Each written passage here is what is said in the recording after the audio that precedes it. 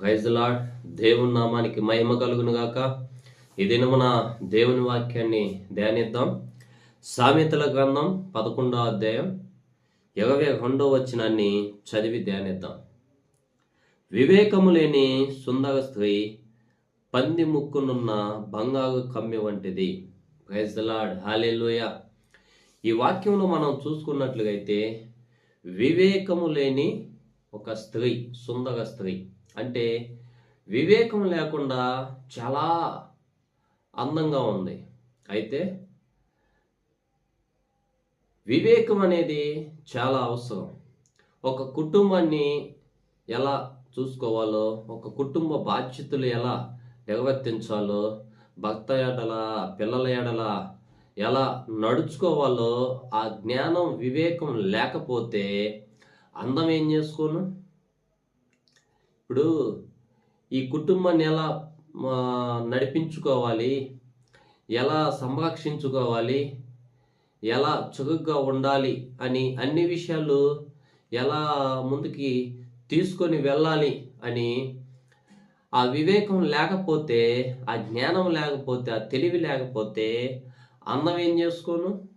అయితే ఇదే సొలొమోను భక్తుడు అంటాడు, గుణవతి అయిన భార్య దొరకటం చాలా కష్టం అంటాడు.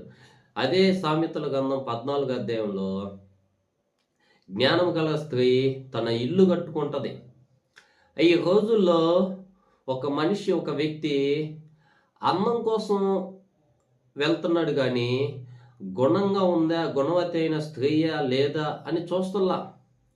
అంటే వివాహం కాకముందేమో మేకప్లు వేసుకుని ఎంత ఎత్తున ఉంటారు. వివాహం అయిపోయిన తర్వాత వాళ్ళ మొహాలు చాలా చండాలంగా కనపడతాయి. అంటే అందం ఉండదు. ఈ రోజుల్లో అందం కోసం ఆశపడి వెళ్తున్నారు. అందుకే సొలొమోను అంటాడు, అందం మోసకరం, సౌందర్యం వ్యర్థమని. అయితే ఇక్కడ వివేకం లేకపోతే మరి ఆ కుటుంబ బాధ్యతలు ఎలా, తెలివి జ్ఞానం లేకపోతే ఎలా ముందుకి కొనసాగుతారు.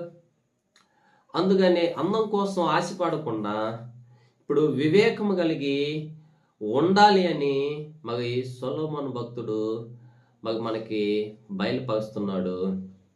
కాబట్టి మరి ఆ వివేకాన్ని స్త్రీ, జ్ఞానవంతురాలు మరి కలిగిన స్త్రీని మరి నువ్వు వివాహం చేసుకున్నట్లుగైతే నీ కుటుంబం దీవెనగా, ఆశీర్వాదంగా ముందుకి కొనసాగుతూ వెళ్తుంది. కాబట్టి మరి ఇలాంటి జ్ఞానం లేకుండా, వివేకం లేకుండా స్త్రీ ఉంటే ఆ కుటుంబ బాధ్యతలు